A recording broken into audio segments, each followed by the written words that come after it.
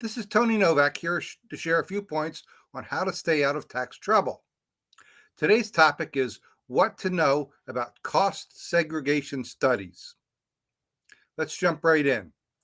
Cost segregation studies are an accounting tool, an accounting technique used by businesses, particularly real estate businesses, but it could be any business. It is a strategy that's used to improve your accounting documentation so that you can take greater depreciation deductions sooner rather than later. The important thing to know is that cost segregation studies or the method that you choose to depreciate does not necessarily save you a single dollar in taxes.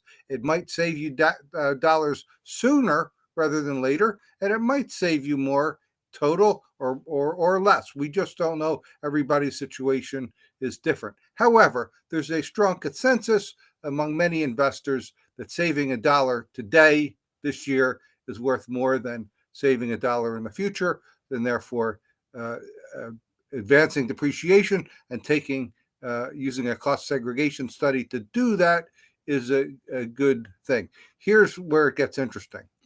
What I notice is that people that use cost segregation studies seem to be the type that are strongly opinionated. They're successful business people. They got that way with a certain attitude.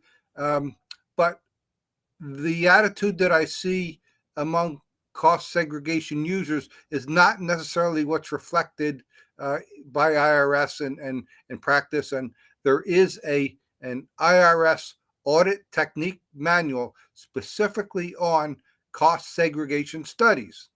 Now, am I suggesting that you go out and read it? No, but I am suggesting that if you use a cost segregation study, that you be familiar or have a conversation at least with your accountant about how IRS treats them.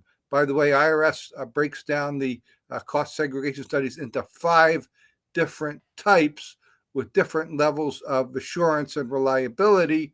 It does not say that one is allowed and the one at the bottom is not allowed. The point is that they all need to be taken in context for each situation, and certainly worth a conversation with your accountant. Thanks for joining today.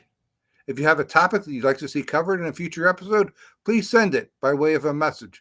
I'd love to get any feedback. And by the way, this is the first day that Daily Tax Minute is broadcasting on Twitter. After being off of Twitter for some number of months, I'm back on. So we're there too. If anybody's seeing it on Twitter, please say hello. I'll be back tomorrow with another Daily Tax Minute.